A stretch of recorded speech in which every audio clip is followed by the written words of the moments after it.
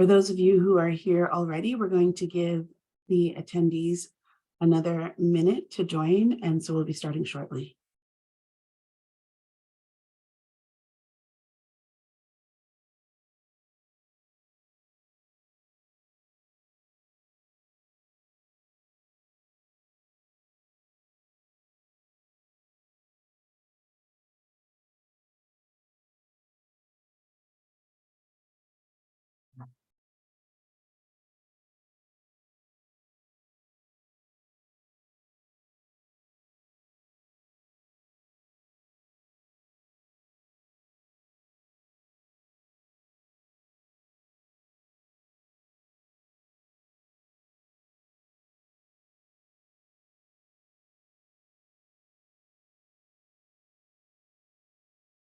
Okay, so we'll go ahead and get started. Hello and welcome to today's webinar on evaluating success in systems change, a case study on the multi-year Shifting Systems Initiative.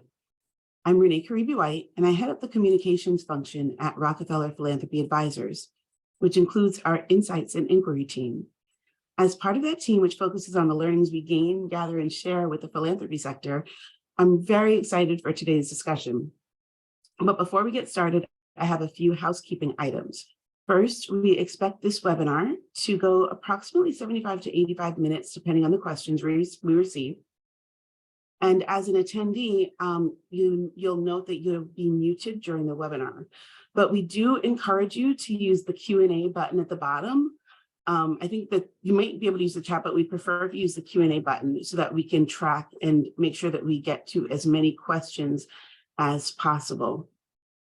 We're going to get to those questions toward the end of the webinar, but put them in throughout and we'll make sure to cover them. After the webinar, we will have a few questions for you about what resonates most from this discussion. So please do stay on and respond when you get that Zoom pop-up that you might be familiar with. Over the next day, we will also share the recording with you, and we encourage you to share it with anyone in your networks that you think might also be interested. Now, on to the topic for today. First, a bit of background on the initiative that's the source of the learnings you'll hear about today. As some of you might know, the Shifting Systems Initiative was launched in 2016 by Rockefeller Philanthropy Advisors in close partnership with the Skoll Foundation, Ford Foundation, Porticus, and DRK Foundations, who formed the initiative's steering group. The purpose of the initiative was to encourage funders to place longer-term, unrestricted and adaptive resources with grantee partners in order to help them scale their solutions and scale their impact on the world's most pressing problems. Since then, the steering group has included new funders, both the Chandler Foundation and Jasmine Social Investments, and the thematic teams within the initiative have included a number of colleagues from different organizations with deep expertise in a specific area. The evaluation report that this presentation today is based on will be published later today, and you'll get to read the full report, which is chock full of insights. So if there's anything you want to follow up on, you'll have that chance to do today or tomorrow. But for now, you'll hear highlights from some of the evaluation team, as well as our colleague in RPA who launched this initiative and continues to lead it. Those presenters include Marta Arranz, who's based in Spain. She is an independent consultant and the founder of Learning Edge, through which she partners with social sector organizations in strategy, facilitation, evaluation, and learning. Previously to that, Marta worked in senior leadership roles in Oak Foundation, Oxfam, Save the Children International, and other large and influential philanthropic organizations. Jillian Martin Mears, another one of the evaluation consultants, is based in Switzerland, and she is the founder of Bright Green Learning, where she works with the sustainability community on learning, strategy development, co-creation and co-design processes, engagement, and process design and facilitation. In her 25 plus years in the global sustainability community, she's worked in 62 countries with over 85 organizations that are trying to make change toward more sustainable development and practices. And we have Rockefeller Philanthropy's own Heather Grady, who is vice president based in our San Francisco team. She leads our practice area on environment and climate change. She is also the co-founder and leader of the Shifting Systems Initiative and does a very wide range of thought leadership and advisory work in philanthropy. So together, they are going to share with us today about the methodology, findings, recommendations, and next steps for the initiative that you'll see on the slide. So with that, I'm going to start with you, Heather. Can you talk a little bit about when and why you commissioned this evaluation process? Thank you, Renee. And I also want to welcome everyone today. I hope that my voice comes through clearly. I'm calling in from a hotel room in Kuala Lumpur, Malaysia. First, I want to note that when we launched this initiative in 2016, our first focus was to ensure that grantee partners were given more power and space by funders to create impact. But we quickly realized it was equally important to use that moment to encourage philanthropy to support more transformational systems changing work. There were very few advisors, consultants, or foundations with an understanding of what systems change was, or how to encourage systems change approaches in philanthropy. But many organizations doing that work understood it. We in RPA did our own learning, research, analysis, promotion, and dissemination over these years through publications, convenings, and one-to-one meetings. And we had the great good fortune to have funders like the Skoll and Ford Foundations walking with us on this journey all the way with flexible funding. But as with all work, we based our planning on our own perspectives. We needed an objective set of minds, testing our assumptions and conclusions about how our initiative was going, and the state of play of systems change in the philanthropy sector overall.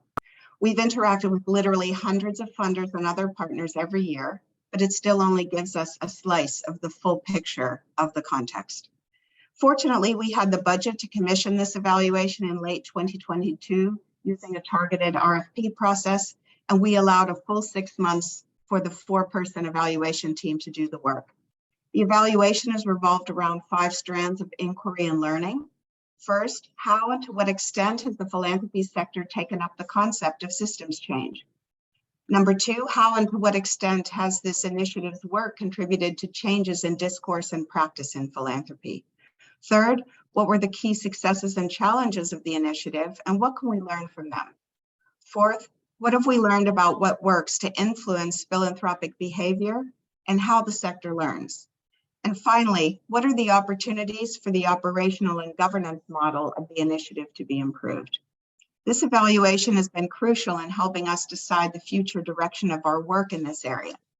And we've tested the emergent findings with a number of funder groups in several countries during late May and June, first in Europe and now here in Asia, where I am now. Back to you, Renee. Thanks, Heather. So that is a very broad scope. And Marta, can you speak to the methodology for this evaluation? What were the key principles you relied on to develop the approach?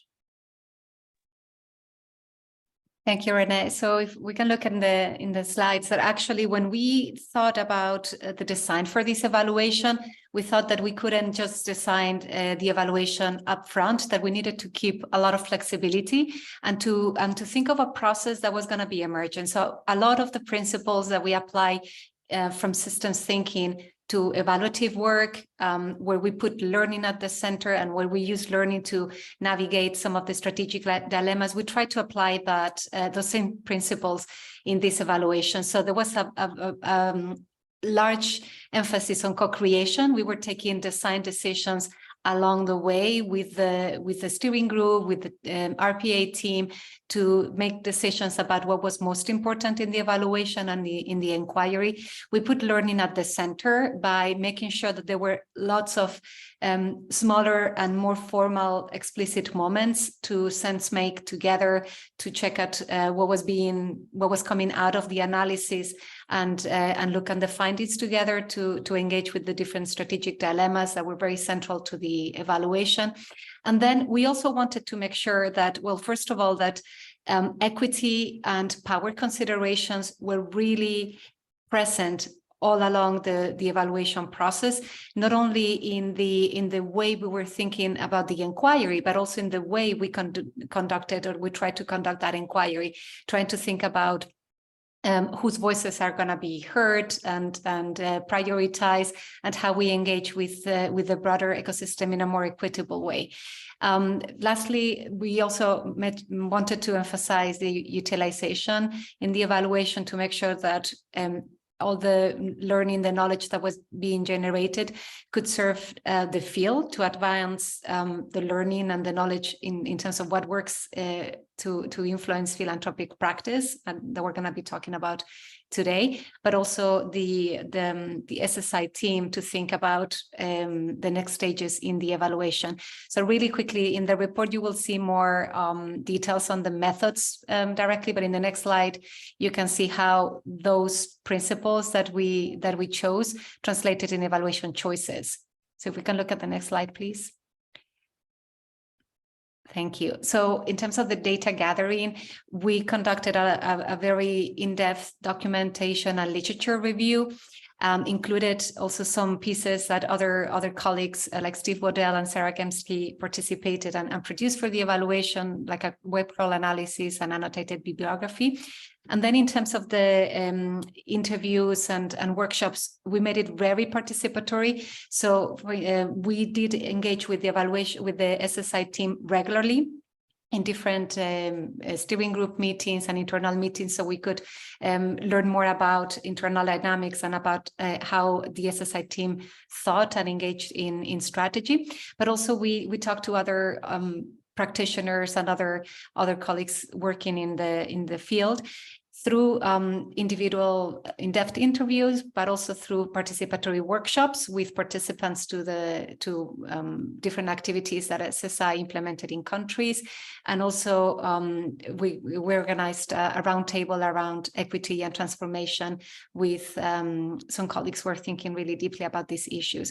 And then in the next slide, just really quickly, I'm going to highlight that to make it very learning center, we took this incremental or developmental process where we spent quite a bit of time in a good inception phase to make sure that we were aligning about the questions and about how we were going to work together. And then we conducted 5 sense-making workshops throughout the 7 months of this evaluation process. And for each of these sense-making workshops, we also produced some elements like learning briefs to engage in the conversations. Over to you, Renee. All right, thank you for that great summary of the process.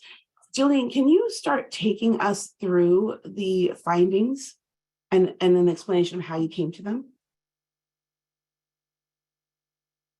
Yes, I'm happy to do that. Thank you very much. So the findings section is divided into 2 parts. So I'm going to start with the state of the field, and then towards the end, I'll hand it back to Marta to talk about and zoom in a little bit more on SSI in terms of the findings. So first, the evaluation found a proliferation of perspectives, of assumptions, of mental models, a lot of difference in terms of how organizations and people were approaching the field of systems change. And while this created a very rich ecosystem in which to work, it also creates some confusion in terms of terminology, in terms of approaches, et cetera. We found that it was not a mature field generally, like there was not a generally accepted definition, as you see in some fields that are a little bit more mature, and that the concept of systems change is very much still evolving within the philanthropic community. It's a field, really a field in the making. And while this is a very challenging operating space to actually bring around significant behavioral shifts, it also provides some opportunities, which we'll talk about a little bit later. And go to the next slide. So the first observation was just that it's a very, very kind of busy field. There were a number of underlying assumptions that came out in terms of these approaches, the very different journeys that the different organizations participating were on. And these included, as you see in the slide, that the assumptions about how philanthropy can affect systems change was by working together, by seeing the system and really understanding systems thinking, the language, the tools, et cetera, that it could be affected by scaling, by focusing on power structures, and by the internal work, by changing ourselves and our relationships. And some of these were the focus of different initiatives or collaboratives, others were combined in different ways, but we saw a number of different assumptions. We'll go to the next slide. One of the things that came out very strongly from the interviews and the dialogues that we hosted was the importance of the socio-political events in shaping the field of systems change in philanthropy. I would note that when you receive the document and have a chance to look through that, we prepared a timeline that has these different events. I'll mention a couple of them in a moment, but that might be of interest to you all. That was developed collaboratively, especially through the interviews. We asked people to tell us what some of these major events that influenced their work in systems change. We saw a key role of the combination, obviously, of the pandemic, it goes without saying, the murder of George Floyd and the Black Lives Matter movement, the growing awareness of climate change. But even before that, the financial crisis of 2008, the impact of the US elections, these are all things that have kind of woven into the discourse on systems change. And we saw a convergence, especially in the last 3 years, of some different threads that have been a part of the discourse, such as trust-based philanthropy, the discourse on decolonialization, of anti-racism, a justice focus, even the new role of the Mackenzie Scott funding, the unrestricted, no strings attached funding are part of the overall discussion. And what this has done overall has created and accelerated an interest and a pressure for equitable and power-aware systems change. Go to the next slide, please.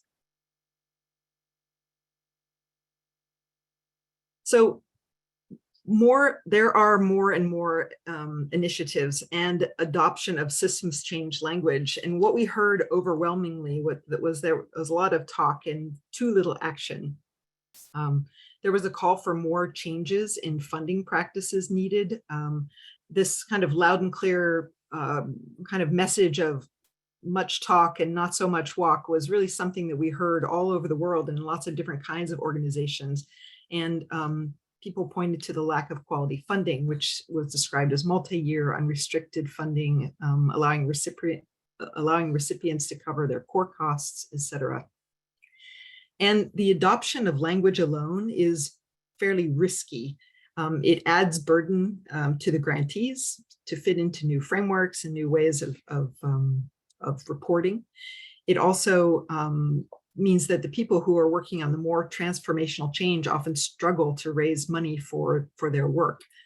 Philanthropy, as we heard, is known for being rather risk averse, and that this just needs a conversation about what risk means and the definition of risk. We'll go to the next slide, please.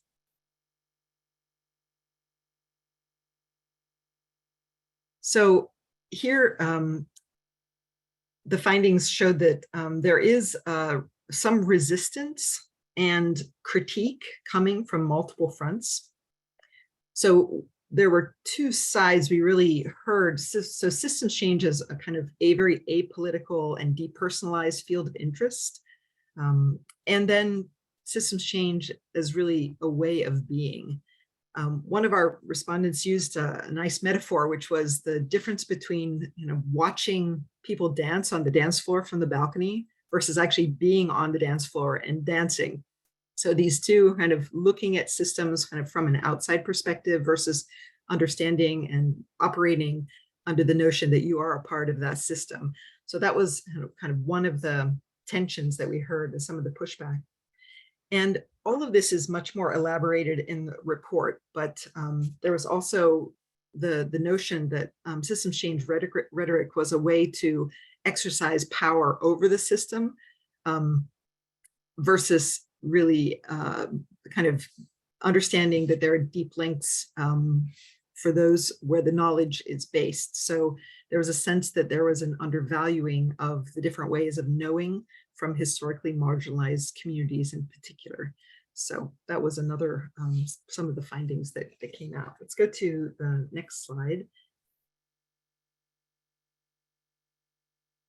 So I talked a little bit about pushback just a moment ago, but there was, it kind of underlined the notion that there were different understandings of systems change. And some of these elements that I've mentioned just now come from those who centered justice within the systems change work they're doing.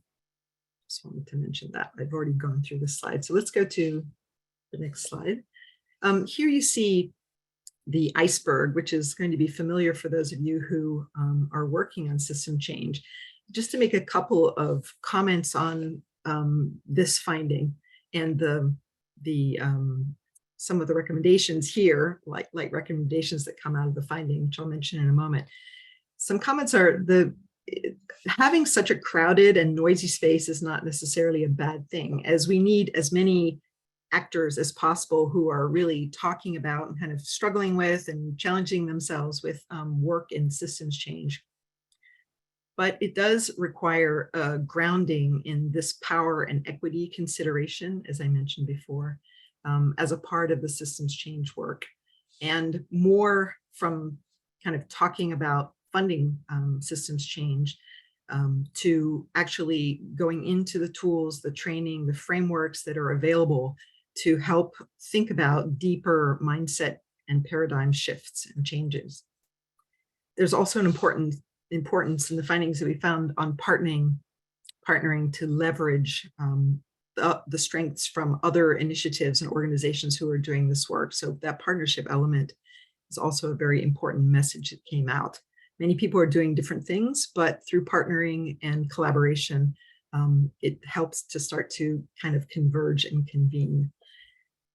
More broadly, there's the possibility to direct more resources towards the systemic work. So trying to focus on these deeper levels of change, such as you see in the iceberg here, the notions of the different leverage points, engaging with transformation versus more incremental change elements, countering the resistance from a command and control frame or way of seeing systems change, and exploring the role of philanthropy in deconstructing these historic structures of inclusion and oppression.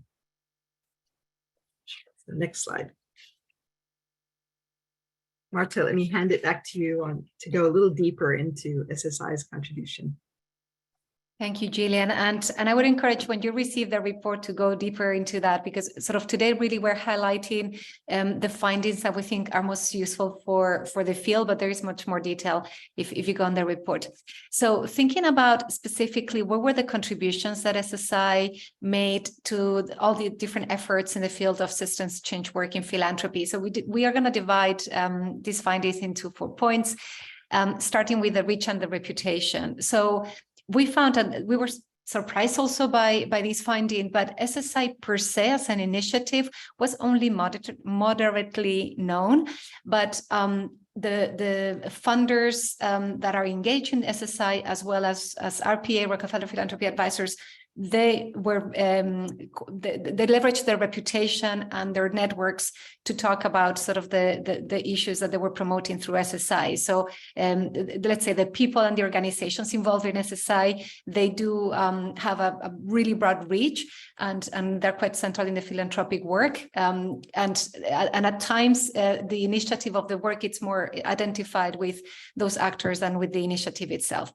But this said, there is a growing sort of identification as well, or a really good sensing of what the field is at, and I think one of the big contributions that SSI has made has been sort of being the front runner and having a good sense of what the field is asking for. So thinking about also the networks that the SSI steering group members and RPI are holding, that enables them to be quite central in a lot of conversations and connect the dots on different conversations that are happening around philanthropy. Can go to the next slide, please. And as I was indicating before, sort of the initiative, it's identified as a front runner, and not only from the beginning, but also, for instance, in the latest stage where there was a framing around power and equity through the Power and Equity series, that was already providing contributions to field building with that specific frame. Even in the early stages in 2017, the report on different tools around systems change, that was one of the reports that has been sort of more broadly disseminated out of all the knowledge products that the initiative has produced. And that also has a lot to say about the knowledge that it's contributing to the sector even today, even 6 years later, after the publication of this report.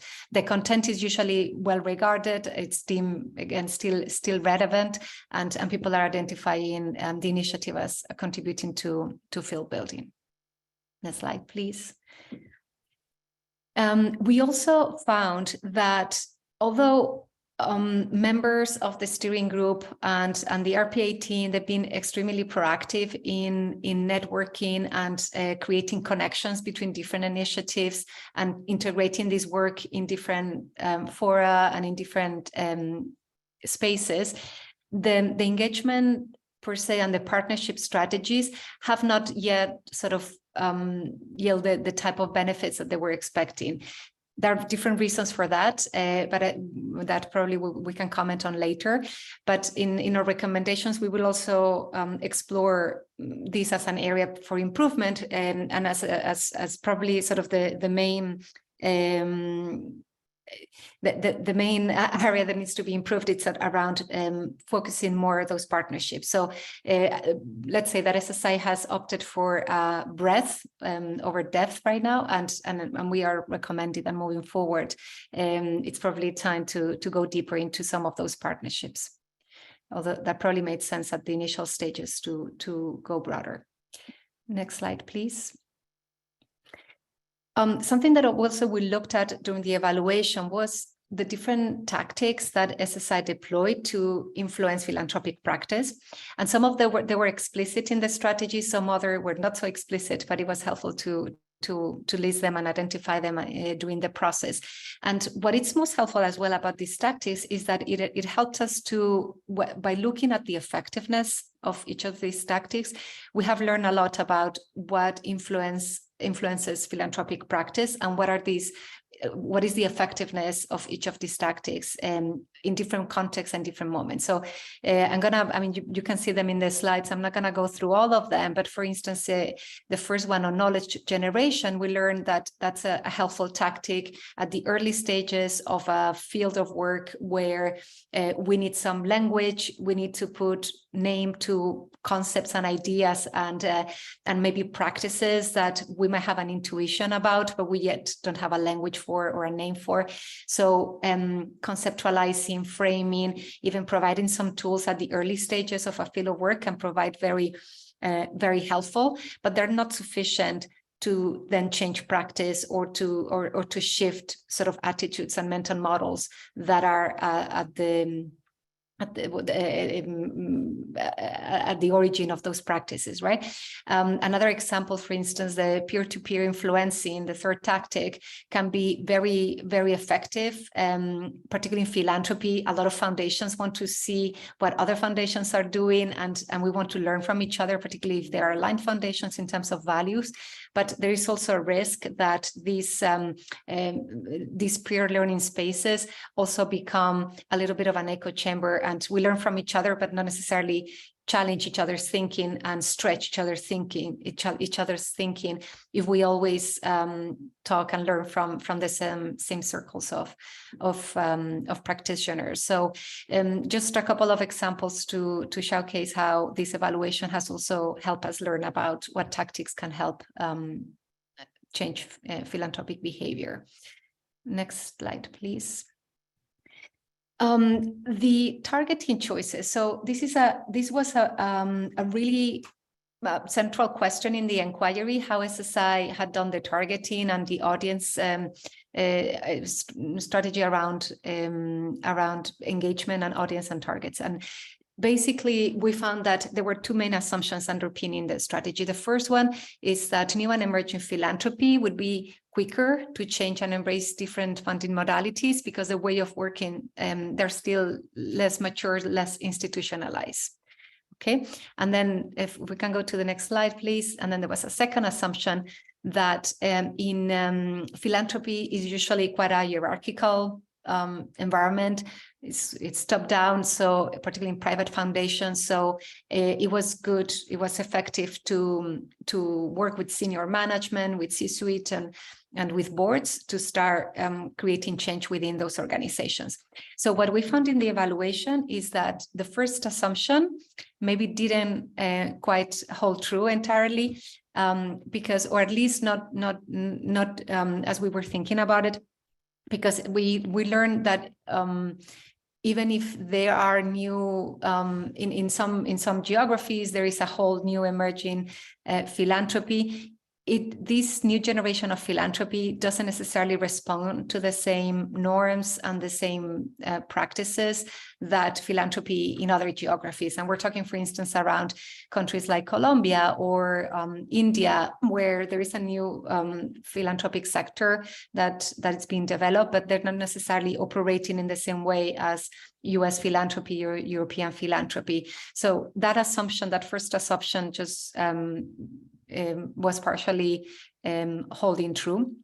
And I think it's an invitation, we have an invitation to start learning more about how philanthropy in other geographies is emerging and what are the particularly young philanthropists that what we're seeing is that they're bringing a very different lens to philanthropic giving, and they are ready as well to reconsider how philanthropy behaves in the ecosystem of supporting civil society work.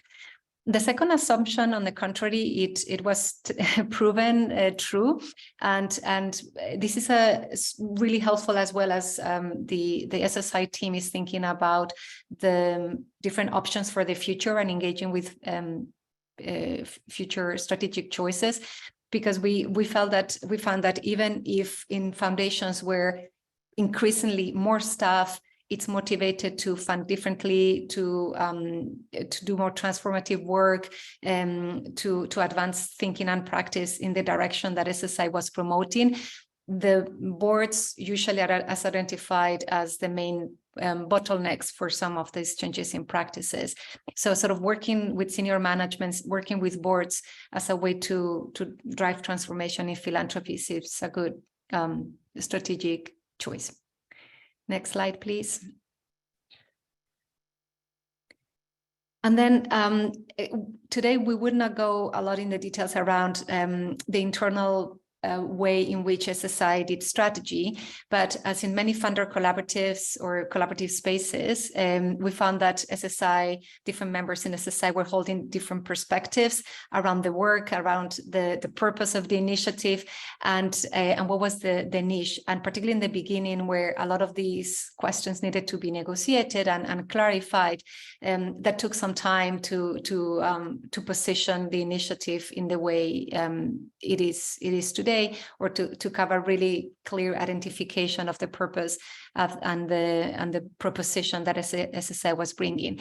And we found that the initiative is now sufficiently mature to move from that more consensus-based discussion and more polite phase to move into a more narrow or narrowly focused strategy where the choices are clearer, and even if not always there is consensus, but allowing SSI to explore several pathways towards change, even if they're not always completely aligned.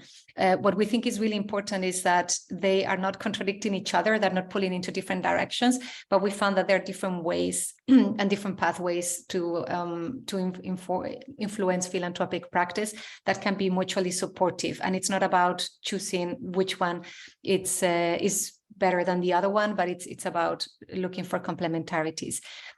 And this is important because we found that when the group was trying to reach consensus, the consensus and the agreement was on areas that were less transformational, or maybe less risky, and we feel that the moment is calling now for bolder choices, and SSI is also ready to make bolder choices and to move into more transformational work, and that might mean that there is not always agreement on exactly the direction of travel, but as long as there is no contradiction, we are encouraging SSI to take that direction. Okay, next slide, please. Okay, so we'll say just a couple of points around what we've learned about what it takes to move the sector towards more transformative systems change.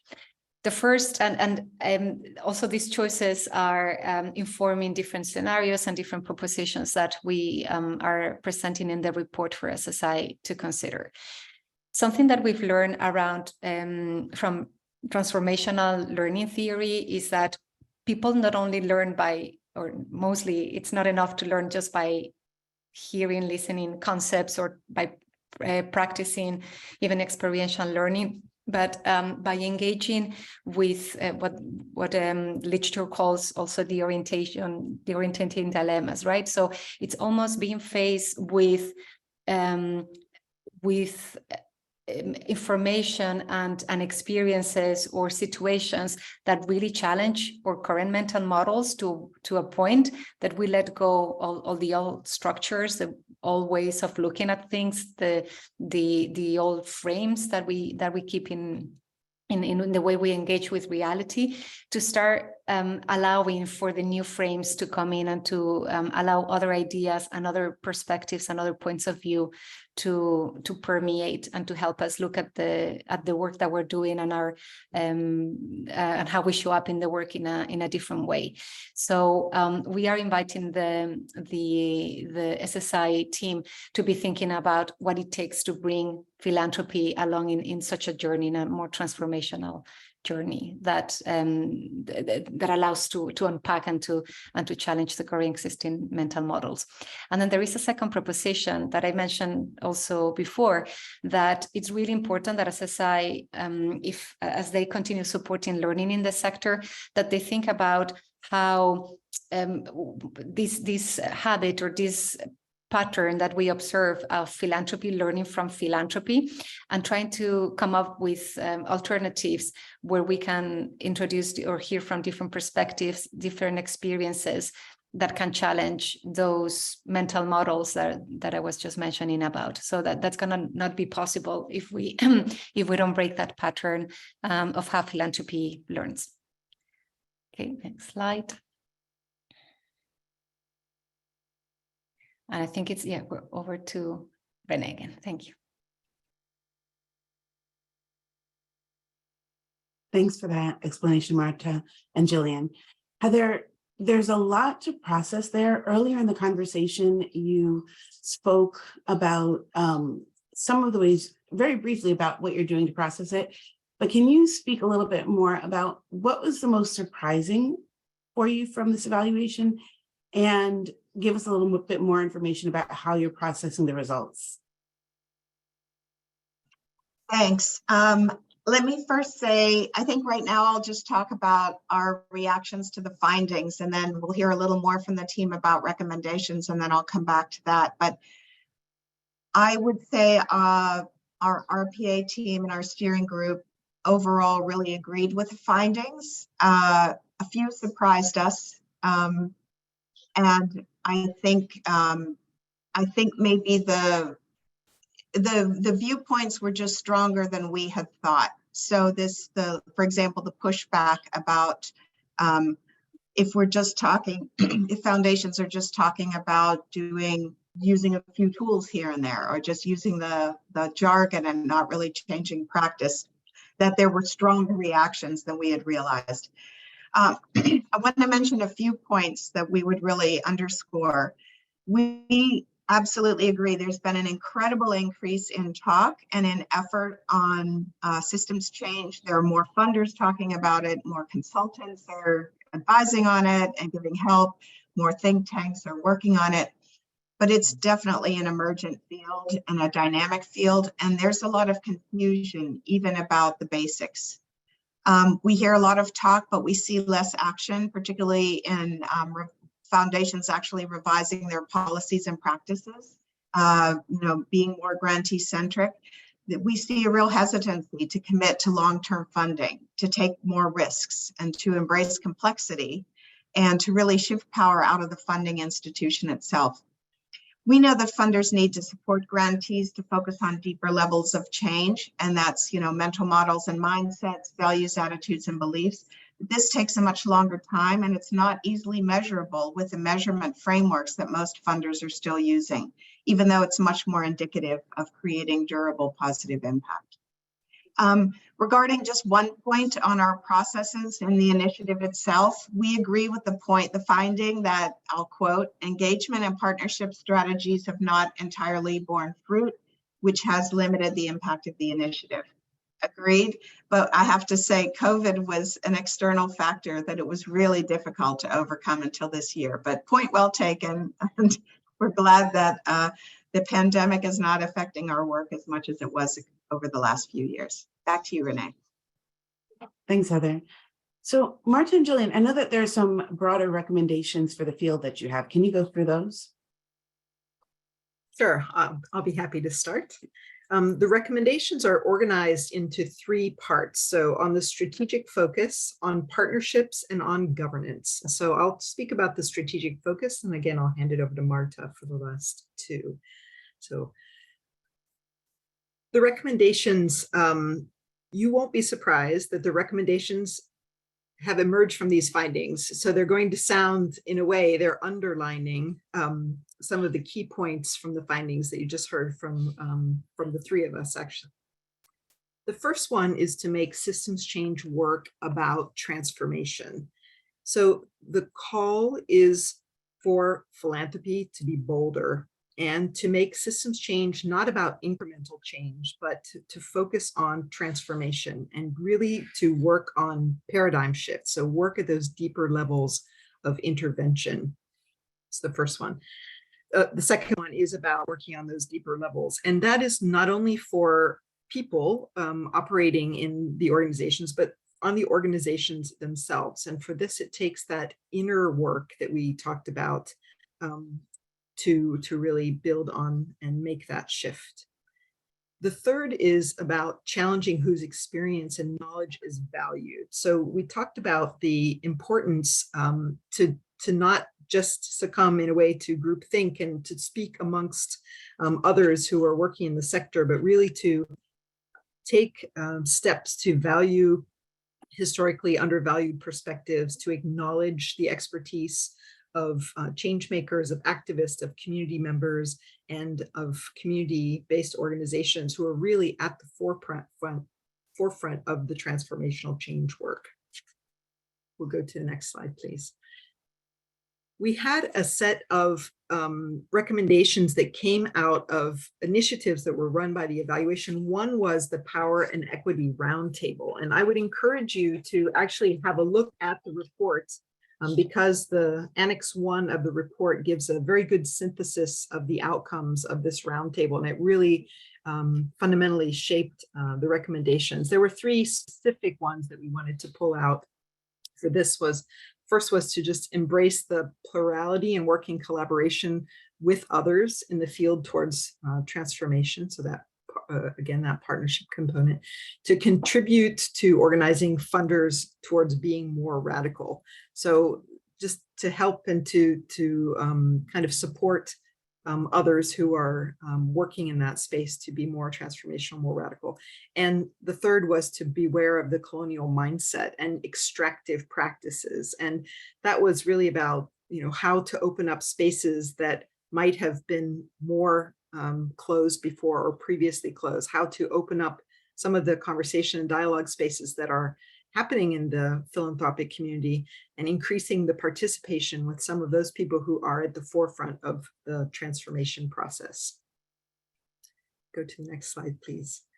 The participatory dialogues that were run also produced some recommendations. And those were, again, and you'll hear this as a leitmotif, focus on system change work that challenges power, look at systems change concepts that are localized, so closer to the problems that are trying to be solved, and this notion of making the case matter. So this was really about taking extra steps to showcase the benefits of working with a systems change lens, to provide additional evidence that can be used by foundations who are doing this work, but also by grantees who can then use it to de-risk the systems change work with funders that they might have that are not yet working in this space.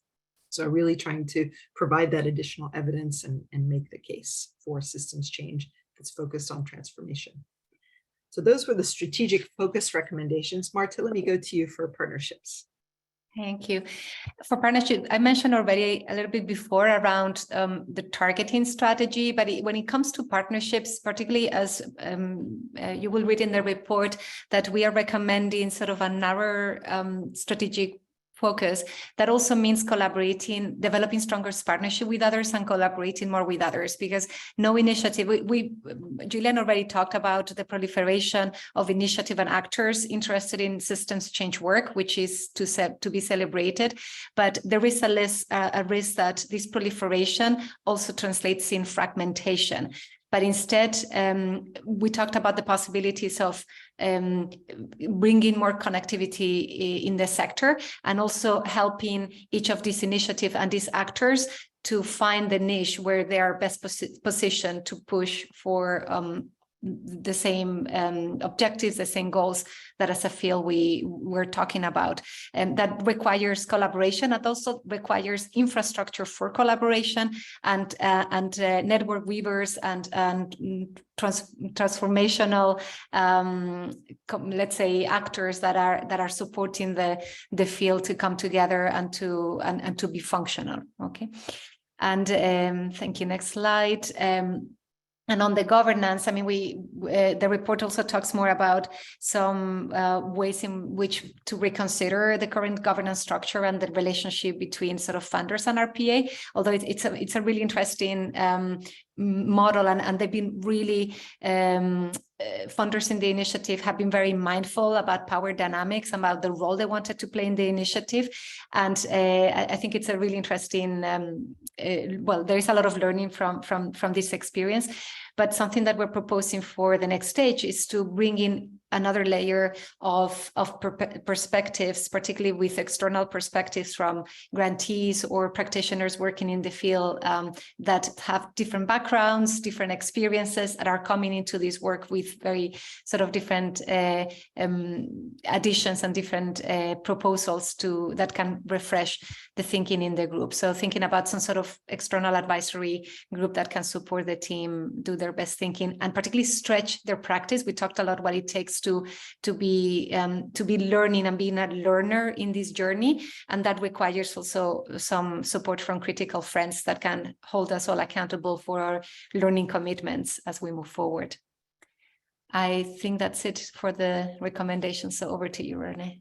So Heather, now that you've heard some of the recommendations, can you speak to the response of Rockefeller Philanthropy Advisors management to the evaluation, particularly with respect to the recommendations to the field, to some of the dilemmas and conundrums that the findings revealed, and then opportunities for the future of the initiative? Sure, thanks. So I would summarize by saying overall, this evaluation is basically saying to us at RPA, you should raise the bar and make your own work more challenging and difficult. Explicitly, it's saying focus on depth more than breadth. Don't just introduce funders to concepts around systems change, but push them to go beyond their own comfort zones, which is going to take more effort over a longer period of time. For example, we need to be more mindful to be cognizant of the colonial mindset and extractive practices that really we in the sector can fall into so easily. We'll need to help funders design and support transformational change. And when we don't have the skills ourselves, make sure we're tapping the right individuals with deep knowledge to help them support funders in this work. We'll need to work harder to change mental models and mindsets within the sector, within institutions, not just supporting grantees who are doing that work on the ground, and shift power within philanthropy institutions, not just between them and grantees. I think the recommendations have implications for both strategy and tactics. We're considering now bringing together cohorts of funders by theme or geography to work in more depth. We and others, I think, really need to shift the focus on whose experiences and knowledge are valued. This will change who we invite to events. We've always said that funders are influenced most by their peers, but if this has meant everyone is really comfortable with the status quo or fairly comfortable with the status quo, we're going to have to revise who we're spending time listening to and learning from. They recommended that we think more about systems change concepts that are localized, and that means RPA and really all advisors and consultants having a higher bar for our own learning and local partnerships that are more context specific. They also said making the case matters.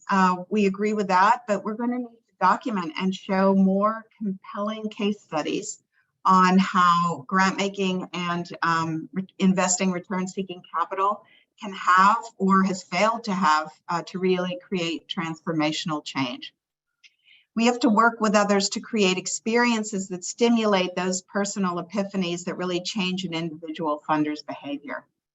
And then finally, there's the recommendation to develop stronger strategic partnerships and collaborate much more. I personally love this one because everything is easier in partnerships and there's strength and power in numbers.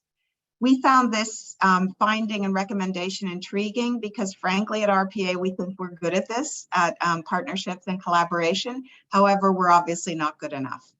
So real partnerships are time consuming. We learned through the evaluation that we just don't have sufficient capacity in RPA in this team to do what we need to do.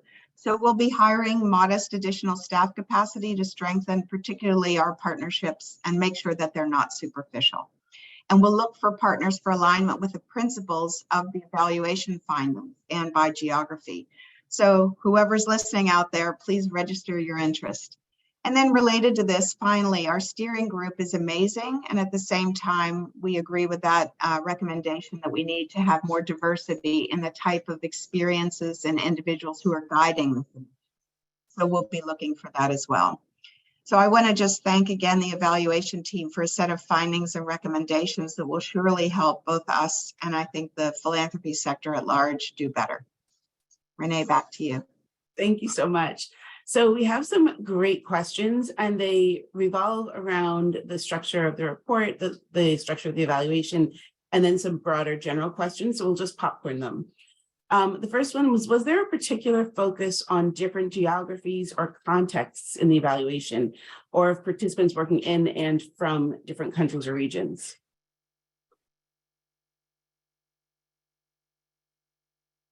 So maybe I can just try to respond partially, but I would love also Heather to come in and add more.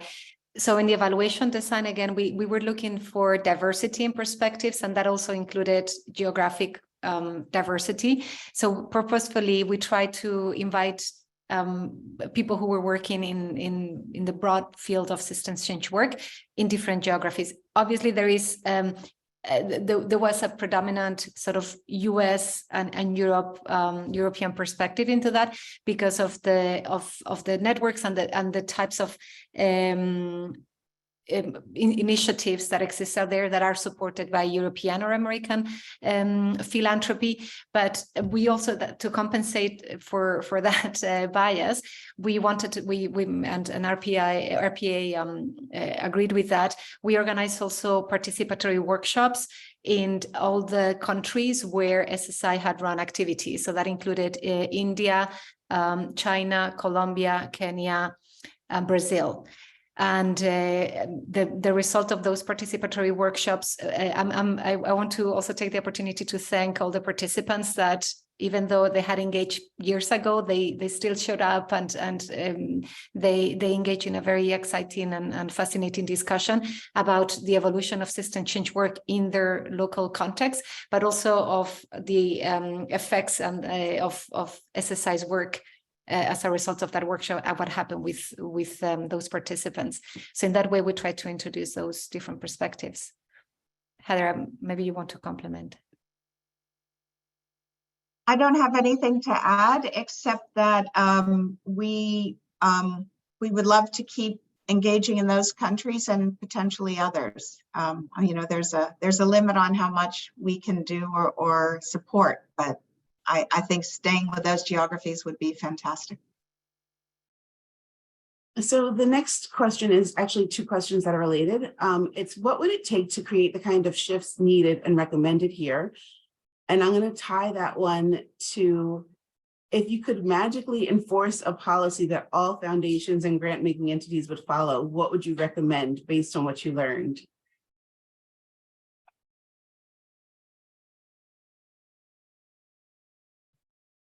I'll give that to Jillian.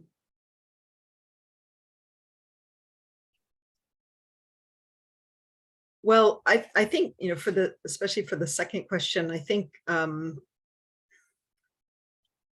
I don't necessarily believe in magic. So I'm not sure I could give anything, you know, there's no magic wand, there's no silver bullet. What we heard was this is really hard work. And the more you go into the systems transformation, really internally in an organization, trying to understand what it fundamentally means, what the perspectives of all the people involved, not only those who are working for the foundation, but also for the regranters, for the grantees. This is something that, you know, one organization reported that it really stopped work for a while to do a very deep internal process with its staff and with its grantees to see what it actually meant for them, and to try to think really differently about how they walk the talk, basically, what it means.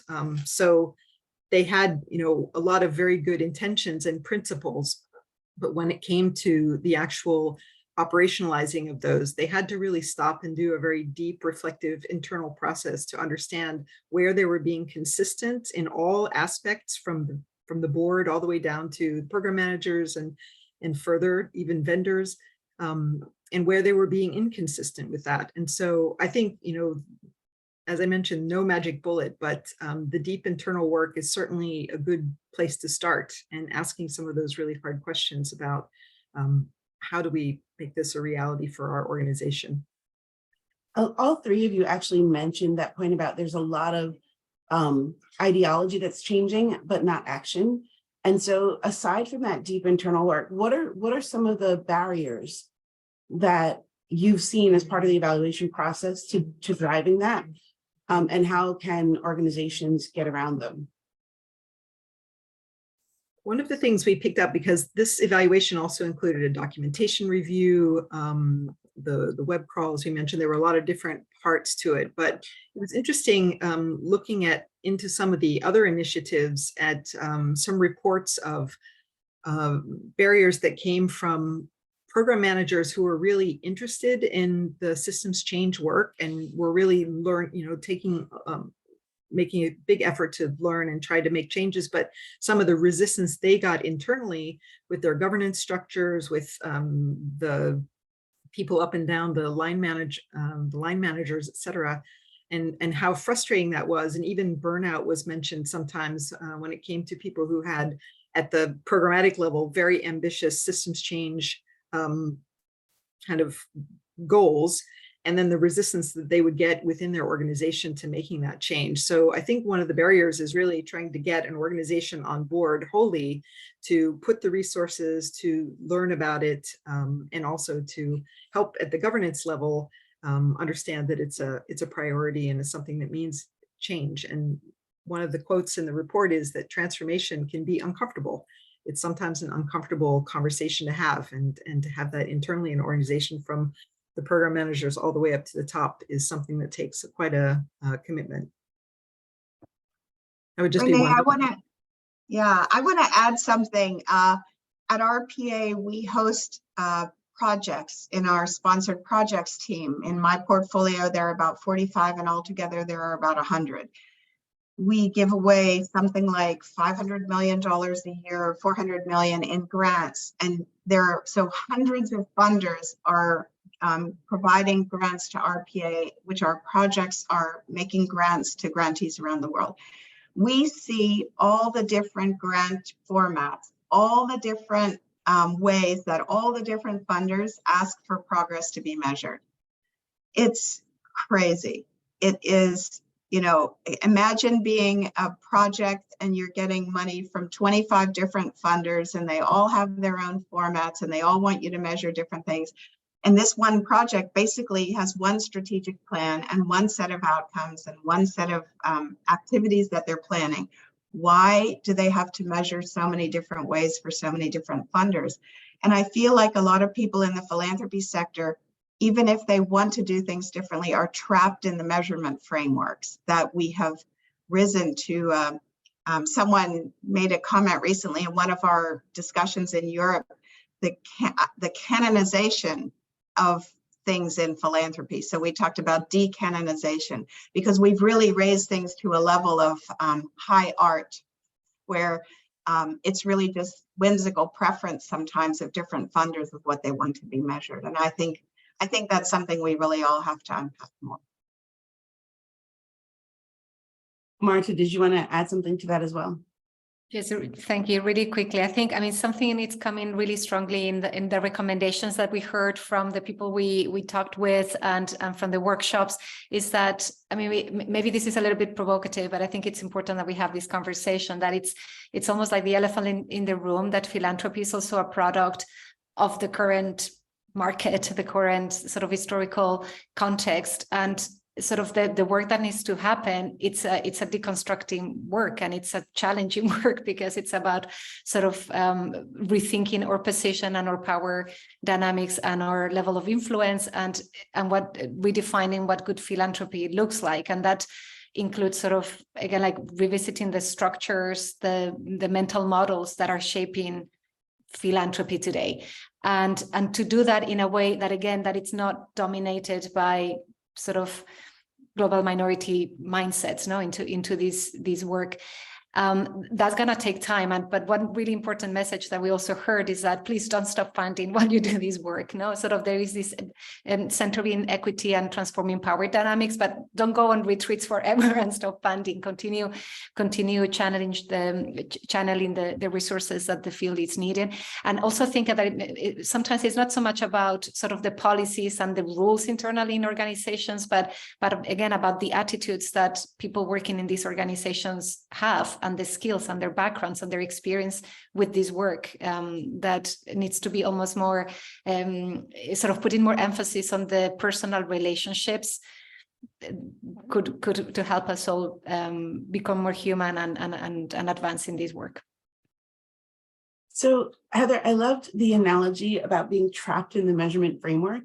I just like the visual of it.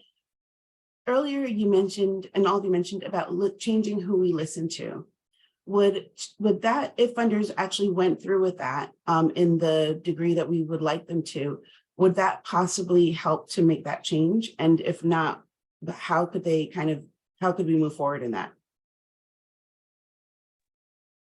I can say one thing on that. I'd love to know what Jillian and Marta think, and what others listening think. I think that program officers and the staff who work directly with grantees are listening to them and often willing to change what's measured and how often reports are submitted and the format of the reports and so on.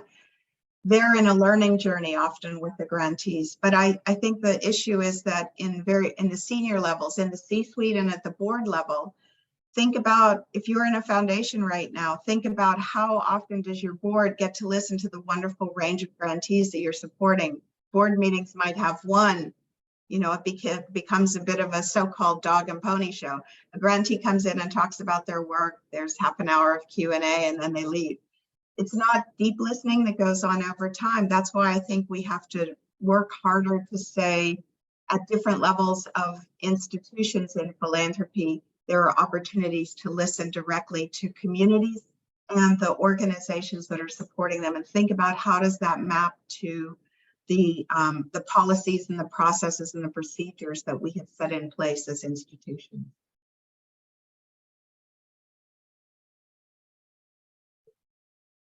So that one of the next question relates to other ways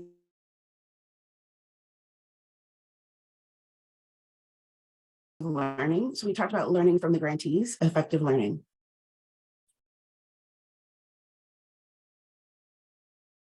Renee, could you repeat that? At least for me, you froze for just a moment. I Oh, don't I'm sorry. know for others. So- Could you go back? Great. So the question is, what you've said so far affirms my experience at the Garfield Foundation. While it invested in building the systems change field, you mentioned moving beyond peer-to-peer learning, using other ways of learning. And we've also talked about learning for the grantees. So what are some additional ideas for how funders can go about learning?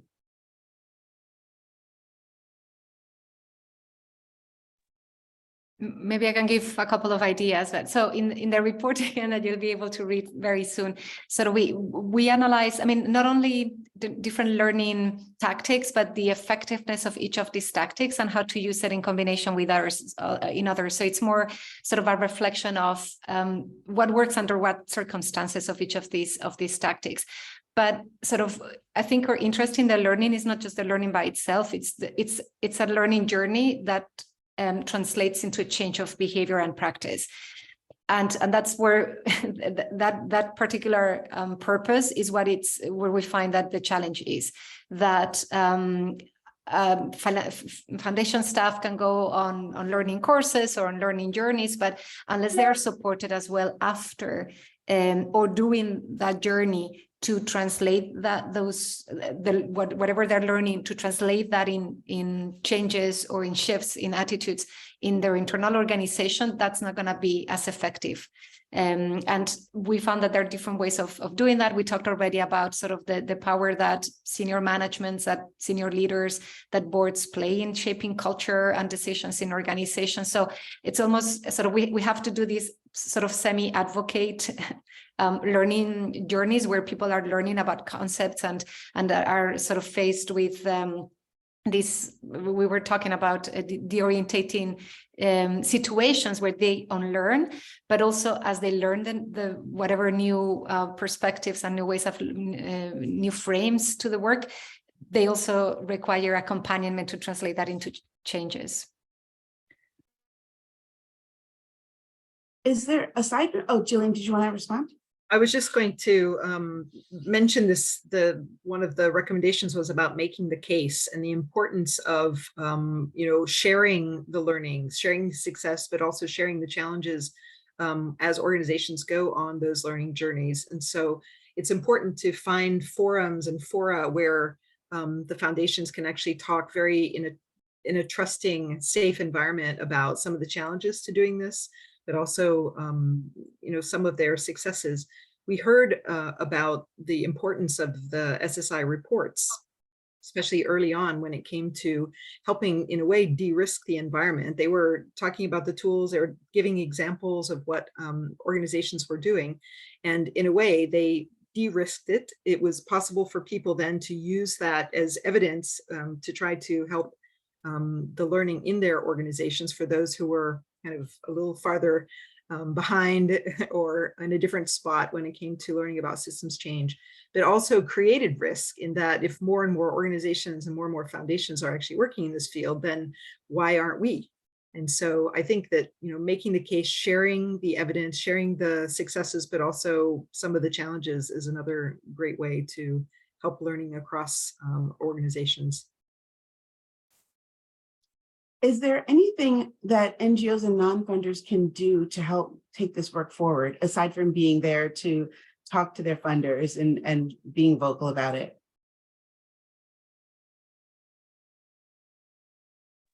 Well, I would say absolutely. And sort of one of the scenarios we explore in the report is finding more spaces where funders can actually have like a little window into the reality and to the day-to-day of grantees and NGOs and implementers, but not and again here I think I want to emphasize the non-extractive way of approaching this.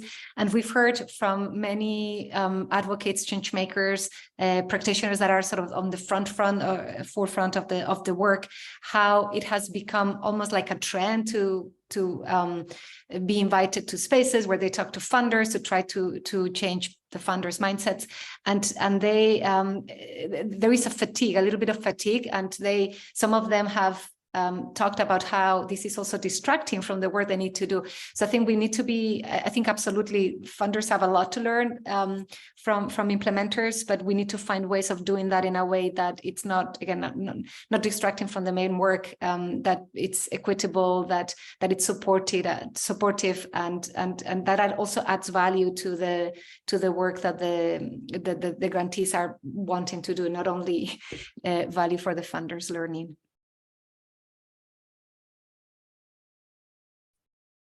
Thank you.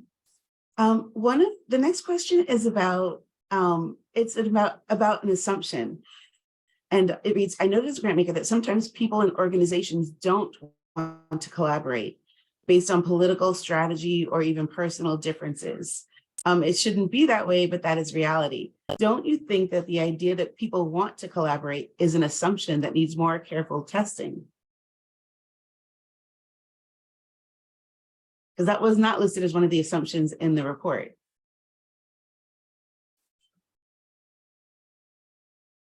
I think that is a very interesting challenge in a way to think about collaboration. And it reminds me of one of the interviews we held, which was with a coordinator of a learning collaborative. And I was kind of very interested by the notion that this particular learning collaborative, which had a systems change focus, specifically said that they were there to learn together, but not necessarily to collaborate together. Collaboration might happen, but learning was the first goal. And I thought that was kind of an interesting, kind of almost like a soft entry into the notion that there might be collaboration, but it took a bit of the pressure off. It didn't hold that assumption, the one about that everybody always wants to collaborate, or that collaboration is one of the goals. But whether or not, when creating a safe and trusting space to talk and discuss these things, collaboration happens as a result of the greater understanding about the importance of working across a very complex system, and how important it is and how hard it is actually to do that individually as an organization, then it's possible that collaboration comes out the other end. But I just wanted to kind of make a comment about that assumption that is something that we heard. I don't know if Heather, if you want to add anything to that. On the point of agreement or non-agreement, I don't know. I feel like collaboration rests so deeply on relationships and good relationships, and I don't know that there's any way around that, despite having some famous books to the contrary. Thanks for that. There's a couple of questions about specific examples. So did you happen to uncover, as part of the evaluation, any example of successfully shifting a system, even if it was just an incremental shift? I almost want to hand over to Heather, because I know the SSI explored different case studies, and the team did a lot of work in spotting those good examples. Oh, let's see. I mean, we really have looked at a lot of case studies over the years. I mean, I could pick so many. Maybe I'll just, one that comes to mind, one of the kind of unique examples that we looked at was the Arctic Funders Collaborative. So not many people think about support for people and communities living in the Arctic Circle, but it was a very beautiful example of how funders and communities came together and worked together over the course of several years. And I would say the whole pattern of support of philanthropy that has gone to that geographic region changed from something that was very, I would say probably was a bit maybe like a colonial mindset sort of savior approach, to something where the funding was really based on true partnerships, deeper understanding, as kind of a solidarity model of funding. And I've heard about that. There are some really interesting examples as well around supporting natural resource protection across First Nations and in Canada. that again, the process took years of developing partnerships. It involved different government agencies and people of many different backgrounds coming together around a common vision. And I think those kinds of deep, longer term collaborations have very deeply changed the lives of hundreds of thousands of people. And we don't hear those examples very often, but I find those are some of the most meaningful examples. Thank you, Heather. We have a couple of questions about measurement. And in the report, what recommendations were made for better impact measurement for systems change in an equitable manner? And then I'll just get to the question part about a related question. It seems to me that transformation is fundamentally about learning how to do the things you've never done before. Evaluation, research, reflection, learning. MERRL is to that. How do you see readiness for funders making themselves part of a project and its evaluation in this way?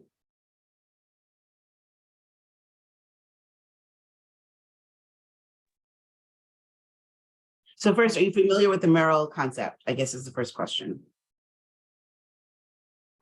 Sorry, what the sound was breaking up a little bit for me, so I'm just quickly reading the question here on the chat. So maybe I'll give a couple of thoughts here. Sort of Heather already mentioned sort of this field obsession with measurement and metrics, and being evaluators, I think that also confronts us with a really interesting challenge. And I think while we support sort of the use of evidence, I think we have seen in what ways and under what circumstances that gets in the way of other more important things that have to do with the philanthropic relationships. I think sort of probably, or thinking of how evaluative practice, evidence generation, and measurement can be most helpful is reflected in the principles that we mentioned in the beginning about the methodology. I mean, these principles or similar principles that can be applied in other circumstances, but the way we engage with this, particularly when we want to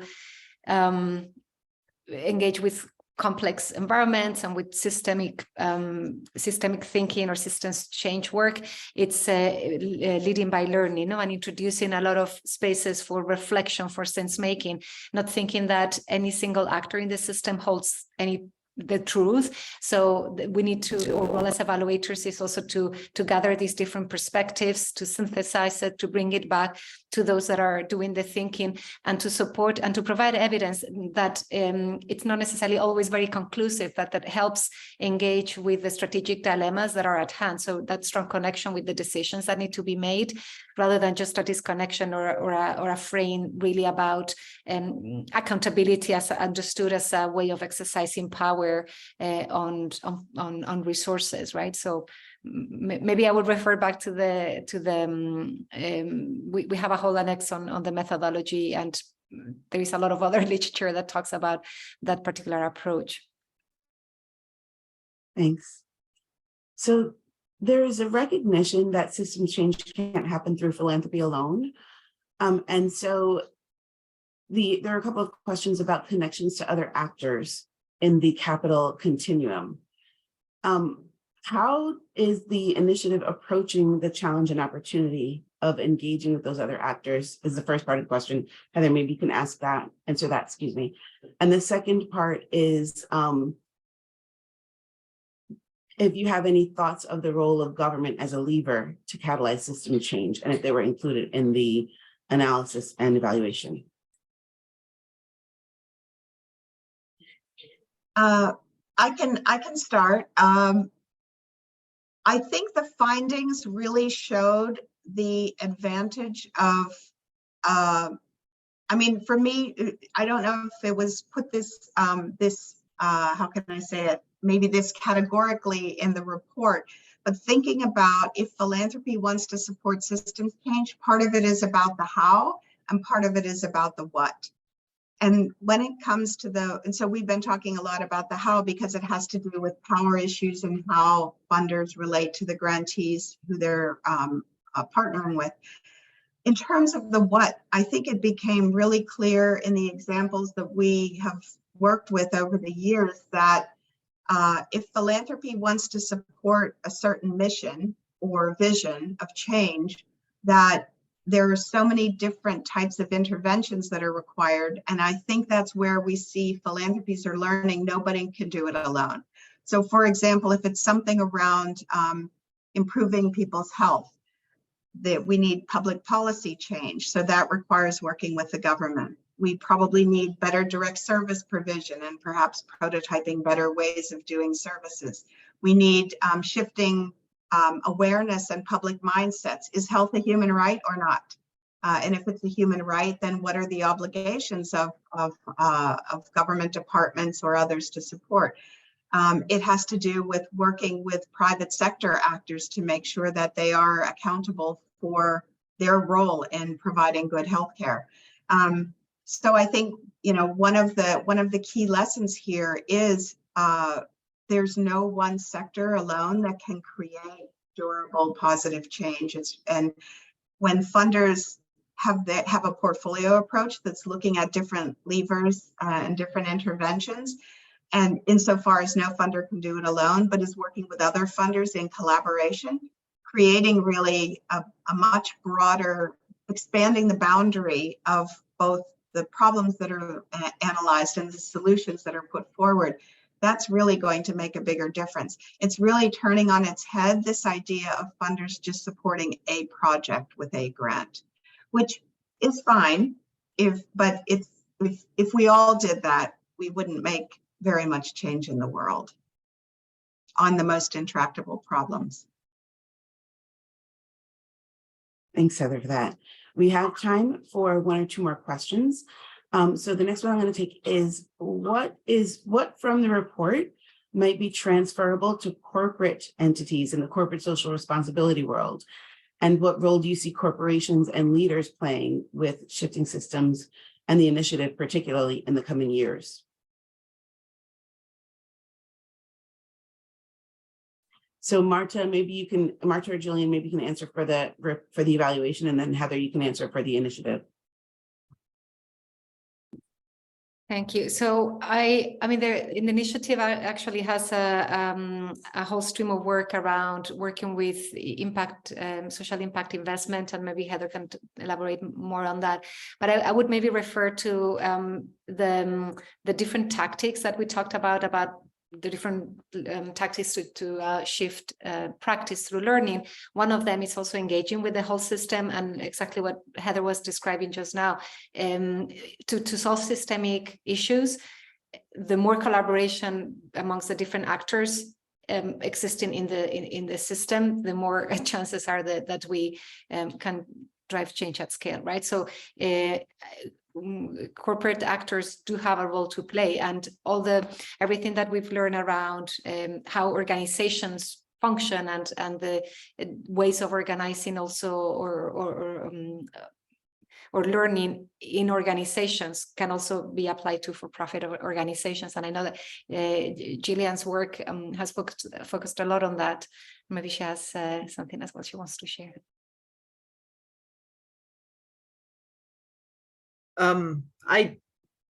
Because I'm doing my dissertation on this, I couldn't say anything in less than 3 hours. And so I probably won't add anything too much to what you said, but I know we do want to hear from Heather. But I think that, certainly organizational learning concepts that in the theory, we based quite a lot of our questioning on organizational learning theory, and that goes across sectors. And so I think that the recommendations with a lens of for-profit or even government should provide some food for thought for people working in different sectors.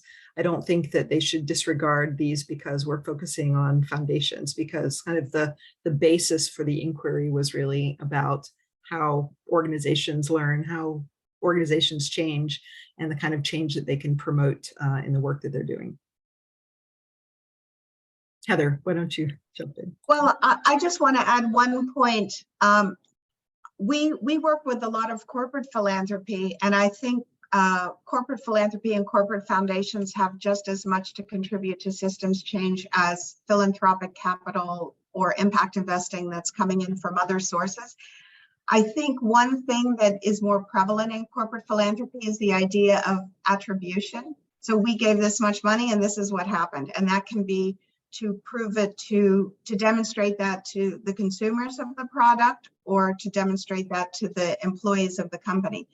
And one thing that is really, that can inhibit systems change is when you're driving toward attribution, not contribution. In other words, funders supporting work together and not asking for that, direct line. This was my money and I achieved these activities and outputs, and oh, this is my money and I achieved these. When we dispense with that notion and we say we're all contributing, we're pulling in the same direction to contribute to the same more systemic level change, the more we'll have it. And so I think companies have to let go of that often even more than philanthropies. Well, I think that note about us all trying to pull in the same direction and work towards system change is a great one to end today's webinar on. Thank you so much for all the attendees. There will be a survey we'd really love for you to respond to. It has some more than just the regular webinar questions. But it will still take less than 5 minutes to do. And I'd love to thank the presenters, Jillian, Marta, and Heather so much for your insightful comments. And thank you to all the people who asked such great questions to help pull out some more information. Just a reminder, we will be sending out the report today. So you'll get an email with that information, where to access it later today as it goes live. And thank you once again.